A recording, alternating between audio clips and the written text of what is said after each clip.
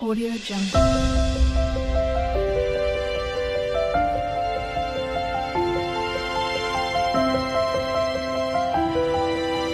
Audio Jungle. જય માતાજી મિત્રો, સ્વાગત છે આજના વિડીયોમાં। તો મિત્રો, આજે અમે એક એવો ચમત્કારી વિડીયો લઈને આવ્યા છીએ અને એ ચમત્કાર મિત્રો એક તળાવ છે, તે તળાવના પાણીમાંથી થાય છે અને એ ચમત્કાર કેવો થાય છે અને કેવી રીતે થાય છે તે તમને અમે બતાવવાના છીએ। તો મિત્રો, એ તળાવ કયા ગામે આવેલું છે અને ક્યાં આગળ આવેલું છે તે પણ તમને ત્યાં જઈને બતાવશું મિત્રો। તો તળાવમાંથી એ પાણીનો ચમત્કાર કેવી રીતે થાય છે તે અમે ત્યાં જઈને તમને બતાવશું મિત્રો। તો વિડીયો જોવાનું ચાલુ રાખજો। વિડીયો જુઓ એ પહેલાં આ ચેનલને તમે સબસ્ક્રાઈબ ના કરી હોય તો સબસ્ક્રાઈબ કરી નાખજો મિત્રો।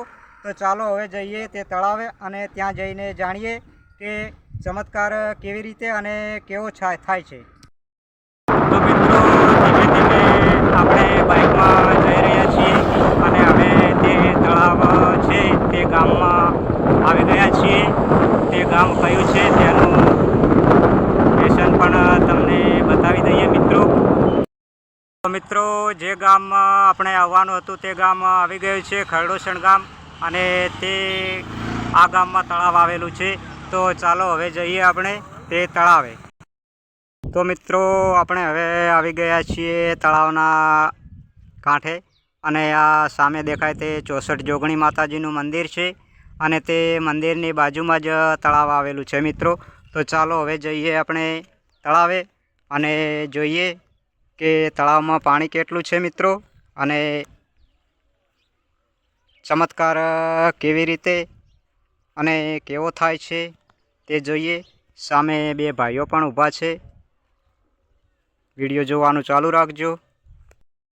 તો મિત્રો, બાજુમાં 64 માતાજીનું મંદિર છે વડલાવાળું અને સામે દેખાય તે તળાવ છે। તો હજી આપણે તળાવની અંદર નથી ગયા, તો હવે તળાવની અંદર જઈ અને તમને બતાવીએ કે ચમત્કાર કેવો થાય છે મિત્રો। તો વિડીયો જોવાનું ચાલુ રાખજો।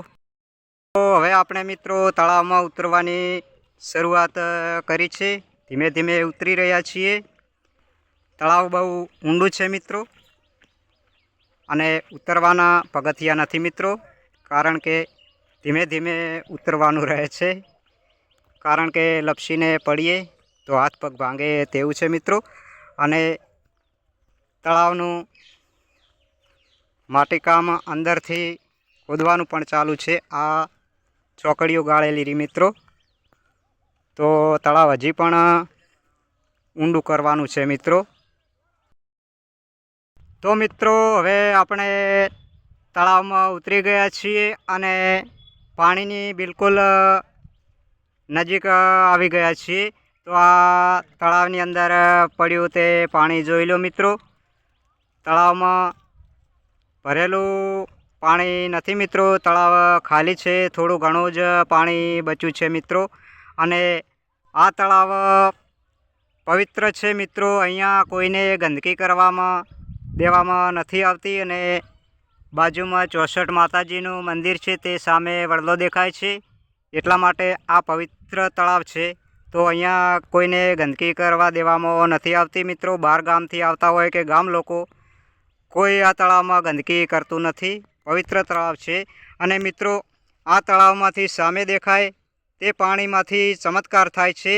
એ કેવો થાય છે હું તમને કહેવા માગું છું કે મિત્રો, કોઈને ઘરે પશુ રાખતા હોય, દુધાળા પશુ કે કોઈ બી પશુ હોય, ગાય હોય, ભેંસ હોય, બળદ હોય કે બકરી હોય, ઊંટ હોય, એ મિત્રો તેને હોફ આવતી હોય ને તે હોફતું હોય, તેને એની હોફ ના મળતી હોય તો અહીંયાથી બોટલમાં લીટરની હોય કે 2 લીટરની હોય કે 5 લીટરની હોય, તે મિત્રો અહીંયાથી પાણી ભરી અને ઘરે લઈ જઈ અને તેને પાવાથી તેની હોફ મટી જાય છે મિત્રો। તે પણ આ એક તળાવના પાણીમાંથી ચમત્કાર એવો થાય છે મિત્રો। અને માતાજીની કૃપા હશે મિત્રો કે આ તળાવનું પાણી પાવાથી તેની પશુની હોફ મટી જાય છે મિત્રો। તો આ એક ચમત્કાર કહેવાય અને માતાજીની કૃપા કહેવાય। તો મિત્રો, આ મંદિરે દર્શન કરવા માટે આવો તો પહેલાં માતાજીના દર્શન કરજો અને આ તળાવ પણ જોવા માટે આવજો મિત્રો, કારણ કે તળાવ ઘણું ઊંડું છે, હજી પાણીથી ભરેલું નથી, પણ મિત્રો પાણીથી ભરાઈ જાય તો તેનો નજારો કંઈક અલગ જ લાગે છે. તો આ ચમત્કાર કેવી રીતે થાય છે અને એના મોજૂદ પુરાવા પણ આપણી પાસે છે મિત્રો, કે આનું ચમત્કાર વિશે ગામ લોકોને કોઈને લગભગ ખબર નહીં હોય અને અમુક લોકોને હશે તો પણ એની જાણકારી નહીં હોય મિત્રો, પણ આપણી પાસે બહાર ગામથી આવેલા લોકોના કે અહીંયાથી પાણી લઈ ગયેલા છે અને મોજૂદ પુરાવા મળે છે કે મિત્રો બહાર ગામથી આવીને અહીંયાથી તળાવમાંથી પાણી લઈ જાય છે અને તેમના પશુઓને પાવે છે તો તેને ચડતો ઓફ મટી જાય છે. તો આપણી સામે તે એક ભાઈ ઊભા છે, તેમની પાસેથી થોડું સાંભળીએ કે તેઓ તેમને આ તળાવના ચમત્કાર વિશે જાણે છે મિત્રો, તો તેમને પૂછીએ. તો તમે શું કહેવા માગો છો ભાઈ? આ પાણી પાવે ને હા. ગાયને હોપ ચડતો નથી. ગરમી હોય ને ત્યારે ગાય હોપતી હોય ને તો મટી જાય છે. હા, તો મિત્રો આ ભાઈનું કહેવું એમ છે કે આ તળાવનું પાણી પાઈએ, ગરમીમાં હોપતું હોય તો તેને આ તળાવમાંથી પાણી લઈ જઈ અને પાઈએ તો તેનો હોફ જરૂર મટી જાય છે. તો તમે તમારા ઘરે લઈ ગયેલા આ પાણી? પણ ગાયને મટી ગયું. હા, તો આ ભાઈનું કહેવું એમ છે મિત્રો કે અહીંયાથી હું પાણી લઈ ગયેલો છું અને મારી ઘરે જઈ અને ગાયોને પાયેલું, 2-3 ગાયોનો હોફ મટી ગયો છે એવો મોજૂદ પુરાવો છે. અને તમને કેવી રીતે જાણ થઈ કે આ તળાવના પાણીમાંથી ચમત્કાર થાય છે? અમને એક સિદ્ધપુરનો ભાઈ હતો ને, તે ભાઈએ અમને કીધું કે તમારે ખરડોસણ ગામમાં તળાવ છે ને ત્યાંથી પાણી લઈને ગાયને પી જાય તો તમારો હોપથી ગાય મટી જશે. હા, તો મિત્રો આ ભાઈને કોઈ સિદ્ધપુર બાજુના ભાઈ હશે અને એમણે કીધેલું કે તમારી બાજુના ગામમાં એક ખરડોસણ ગામમાં તળાવ છે અને ત્યાં જજો, ત્યાંથી પાણીની બોટલ ભરી અને લઈ જજો તો તમારી ગાયનો ચડતો ઓફ મટી જશે. તો મિત્રો ખરેખર એમને અહીંથી પાણી લઈ જઈ અને પાયું ગાયને તો ગાયનો ઓફ મટી ગયો મિત્રો. આ માતાજીનો ચમત્કાર છે.